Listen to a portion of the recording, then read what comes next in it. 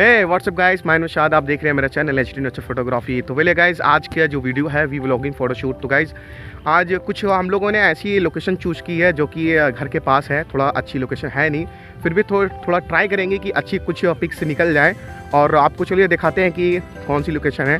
तो मैं दिखा रहा हूँ, आपके साइड से दिखा रहा हूँ, थोड़ा जंगल टाइप एरिया है। तो आज मेरे साथ है मोहम्मद सैफ, जो कि इंस्टाग्राम एक यूज़र है जो डेली अपना फ़ोटो पिक डालते हैं। आपको मैं डिस्क्रिप्शन में आपको लिंक दे दूंगा इनकी इंस्टाग्राम की, तो जाके आप देखना, इनके पोस्ट देखना और हमको बताना कैसे है।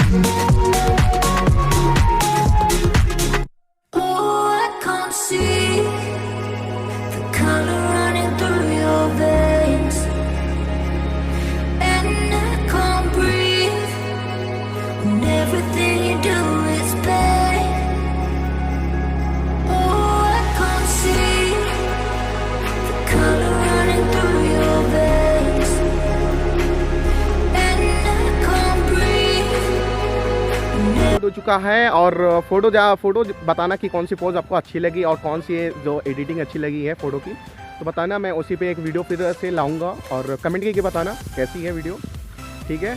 और जो नया है मेरे चैनल को सब्सक्राइब कर लेना और लाइक बटन को ठोक देना।